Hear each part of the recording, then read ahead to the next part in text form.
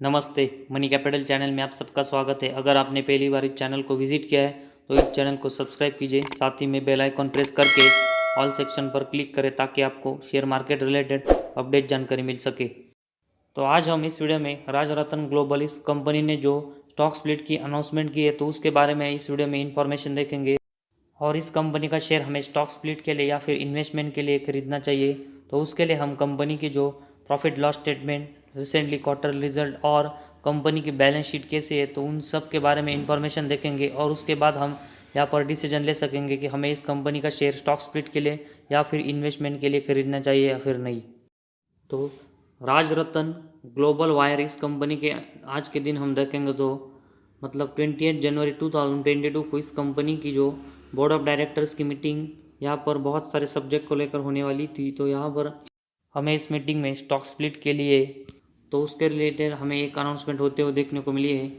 तो यहाँ पर जो सब डिवीज़न और स्टॉक स्प्लिट के रिलेटेड इस कंपनी की जो न्यूज़ थी तो उसमें हमें अब जो ₹1 पर इक्विटी शेयर की जो फेस वैल्यू इस कंपनी की ₹10 थी वो हमें स्टॉक स्प्लिट के जो अनाउंसमेंट है तो उसके बाद अब 5 इक्विटी शेयर की फेस वैल्यू ₹2 होते हुए देखने को मिलेगी। तो यहाँ पर एक शेयर के हमें यहाँ पर स्टॉक स्प्लिट के बाद 5 शेयर होते हुए देखने को मिलेंगे। और इस स्टॉक स्प्लिट को हमें यहाँ पर कंपनी के जो शेयर होल्डर्स है तो उनकी तरफ से यहाँ पर अप्रूवल मिलते हुए देखने को मिला है। लेकिन जो इसकी रिकॉर्ड डेट है तो उसके बारे में हम देखेंगे तो उसके बारे में हमें कंपनी जल्दी अनाउंसमेंट करते हुए देखने को मिलेगी। और इसके लिए कंपनी के जो शेयर होल्डर की मीटिंग है तो उसके बाद हमें कंपनी इस एक के बदले में 5 शेयर की जो स्टॉक स्प्लिट होने वाली है तो उसकी रिकॉर्ड डेट अनाउंसमेंट करते हुए देखने को मिलेगी। तो कंपनी का जो स्टॉक स्प्लिट का डिसीजन है वो कंपनी के शेयर होल्डर के लिए हमें बहुत ही अच्छा देखने को मिल रहा है। लेकिन ये कंपनी की जो फंडामेंटल है, साथ ही में कंपनी की बैलेंस शीट मजबूत है कि नहीं तो वो भी हमें देखना पड़ेगा। तभी हम इस कंपनी में स्टॉक स्प्लिट के लिए या फिर इन्वेस्टमेंट के नज़रे से देखेंगे और इस कंपनी के शेयर को बाय करेंगे। सबसे पहले हम कंपनी के जो क्वार्टर रिजल्ट है तो उसके बारे में देखते हैं। तो लेटेस्ट जो Q3 का हमें इस कंपनी का नेट प्रॉफिट देखने को मिला है तो इस दिसंबर 21 के बारे में हम देखेंगे तो यहाँ पर कंपनी का नेट प्रॉफिट हमें 33 करोड़ का यहाँ पर देखने को मिल रहा है, जो कि Q2 में हम देखेंगे तो हमें ये 33 करोड़ का उतना ही देखने को मिल रहा है। तो पिछले 2 क्वार्टर से हम देखेंगे तो हमें कंपनी अपना नेट प्रॉफिट यहाँ पर मेंटेन रखते हुए देखने को मिल रही है। और वही हम पिछले साल के Q3 का देखेंगे तो यहाँ पर कंपनी का नेट प्रॉफिट 15 करोड़ का था। तो यहाँ पर कंपनी का जो Q3 का नेट प्रॉफिट हमें इस साल के देखने को मिल रहा है तो उसके कंपैरिजन में हमें पिछले साल का देखने को जो 15 करोड़ का नेट प्रॉफिट देखने को मिला है तो उसकी वजह से हम कह सकते हैं कि कंपनी हमें इस Q3 में अपना नेट प्रॉफिट ईयर बेस बढ़ते हुए देखने को मिल रही है और क्वार्टरली बेसिस उतना ही हमें मेंटेन रखते हुए देखने को मिल रही है। इसके बाद हम यहाँ पर कंपनी के जो प्रॉफिट एंड लॉस स्टेटमेंट है तो उसके बारे में यहाँ पर देखते हैं। तो इस प्रॉफिट एंड लॉस स्टेटमेंट में सबसे पहले हम कंपनी का जो सेल्स सेगमेंट है तो उसके बारे में यहाँ पर इंफॉर्मेशन देखते हैं। तो मार्च 2010 में कंपनी के जो सेल्स हमें यहाँ पर 184 करोड़ देखने को मिले हैं। तो उसके बाद हमें कंपनी के जो सेल्स है वो यहाँ से लगातार बढ़ते हुए देखने को मिल रहे हैं। और यहाँ पर हम देखेंगे तो मार्च 21 तक हमें सेल्स 547 करोड़ के यहाँ पर कंपनी करते हुए देखने को मिल रही है। और जो ट्रेलिंग 12 मंथ्स है तो यहाँ पर उसके बारे में हम देखेंगे तो कंपनी 829 करोड़ का हमें सेल्स करते हुए देखने को मिल रही है। तो कंपनी के जो सेल्स है वो हमें यहाँ पर पिछले 12 सालों में हम देखेंगे तो बहुत ही ज़बरदस्त बढ़ते हुए देखने को मिल रहे हैं और इसमें अच्छी हमें ग्रोथ लगातार देखने को मिल रही है। इसके बाद हम यहाँ पर ऑपरेटिंग प्रॉफिट के बारे में देखते हैं। तो यहाँ पर कंपनी का ऑपरेटिंग प्रॉफिट हमें मार्च 2010 में 24 करोड़ का देखने को मिला था। तो इसके बाद हम यहाँ पर देखेंगे तो इसके बाद जो अगले 6 साल है तो उसमें हमें कंपनी का नेट प्रॉफिट लगातार एक ही रेंज में ट्रेड करते हुए देखने को मिला था। लेकिन इसके बाद हमें कंपनी अपना जो ऑपरेटिंग प्रॉफिट है वो उसके बाद 42, 41, 33, 52, 68, 92 मार्च 2021 तक बढ़ाते हुए देखने को मिल रही है। और जो ट्रेलिंग 12 मंथ्स है तो उसमें हमें कंपनी का नेट प्रॉफिट 166 करोड़ का यहाँ पर देखने को मिल रहा है। तो कंपनी का ऑपरेटिंग प्रॉफिट भी हमें अच्छा यहाँ से देखने को मिल रहा है और उसमें एक अच्छी ग्रोथ हमें लगातार जो पिछले 5 या 6 साल है उसमें हमें कंपनी जनरेट करते हुए देखने को मिल रही है। इसके बाद ऑपरेटिंग प्रॉफिट मार्जिन के बारे में देखेंगे तो यहाँ पर कंपनी का मार्च 2010 में ऑपरेटिंग प्रॉफिट मार्जिन 13% था, तो उसके बाद हमें ये लगातार गिरते हुए देखने को मिला था और यहाँ पर जो 9% का हमें मार्च 15 में ऑपरेटिंग प्रॉफिट मार्जिन देखने को मिला था, लेकिन उसके बाद यहाँ पर देखेंगे तो कंपनी का ऑपरेटिंग प्रॉफिट हमें 15%, इसके बाद 14, 10, 11, 14, 17, इसके बाद ट्रेलिंग 12 मंथ्स में हमें 20% का देखने को मिल रहा है और मार्च 21 में हमें 17% का देखने को मिल रहा है। तो कंपनी का net profit operating profit margin हमें यहाँ से एक स्टेबल देखने को मिल रहा है, लेकिन कंपनी को इसमें एक अच्छी ग्रोथ भी करनी पड़ेगी ताकि कंपनी के जो ऑपरेटिंग प्रॉफिट जो हमें ट्रेलिंग 12 मंथ्स में 20% के देखने को मिल रहे हैं, तो कंपनी ये 20% के ऊपर लगातार मेंटेन कर सके। इसके बाद यहाँ पर कंपनी का जो सबसे इम्पोर्टेंट पॉइंट है, तो कंपनी के जो नेट प्रॉफिट है तो उसके बारे में हम देखते हैं। तो मार्च 2010 में कंपनी का नेट प्रॉफिट जो 6 करोड़ का था, उसके बाद हमें ये 7, 3, इसके बाद हमें कंपनी 2 साल में लगातार -2 करोड़ का यहाँ पर लॉस करते हुए देखने को मिली, लेकिन इसके बाद कंपनी हमें फिर से प्रॉफिट में आते हुए देखने को मिली और उसके बाद हमें कंपनी 2 करोड़, इसके बाद 16, इसके बाद 19 करोड़, इसके बाद 17 करोड़, इसके बाद 27 करोड़, इसके बाद 33 करोड़ और मार्च 21 में हम देखेंगे तो कंपनी का नेट प्रॉफिट हमें 53 करोड़ तक बढ़ते हुए देखने को मिल रहा है। और जो ट्रेलिंग 12 मंथ्स है तो उसमें हमें कंपनी का नेट प्रॉफिट 111 करोड़ का देखने को मिल रहा है। तो यहाँ से हम पॉसिबिलिटीज़ लगा सकते हैं कि कंपनी अपना जो मार्च 2022 का नेट प्रॉफिट और भी बढ़ा सकती है और जो 53 करोड़ का कंपनी का मार्च 2021 का नेट प्रॉफिट है, तो उसके मुकाबले में कंपनी का नेट प्रॉफिट हमें इससे ज़्यादा का ही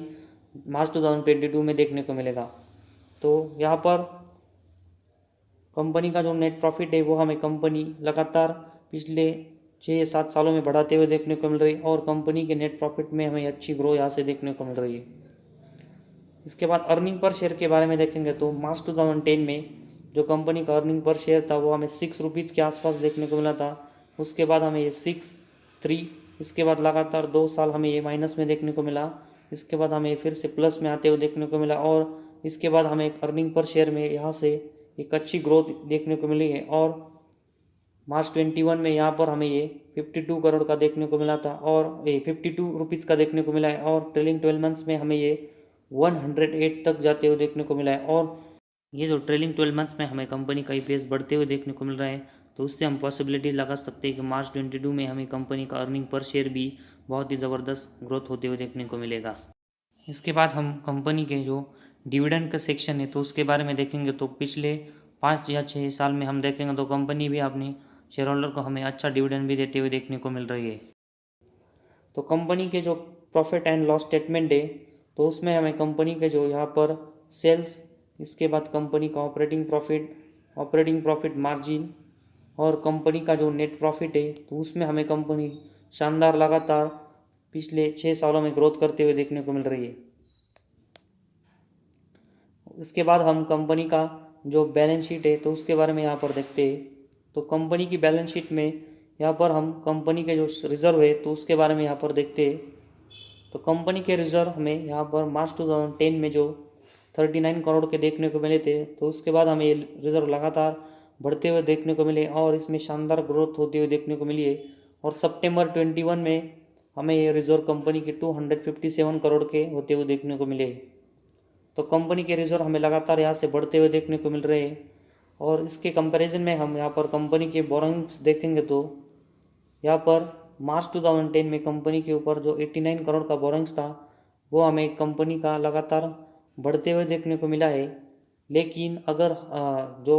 सितंबर 21 तक हम ये बोरोइंग्स हमें 188 करोड़ तक बढ़ते हुए देखने को मिला है, लेकिन इसका कंपैरिजन हम सितंबर 21 के रिजर्व से मतलब 257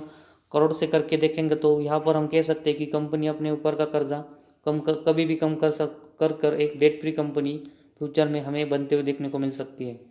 तो यहाँ पर कंपनी की जो बैलेंस शीट है वो हमें यहाँ पर अच्छी स्टेबल देखने को मिल रही है।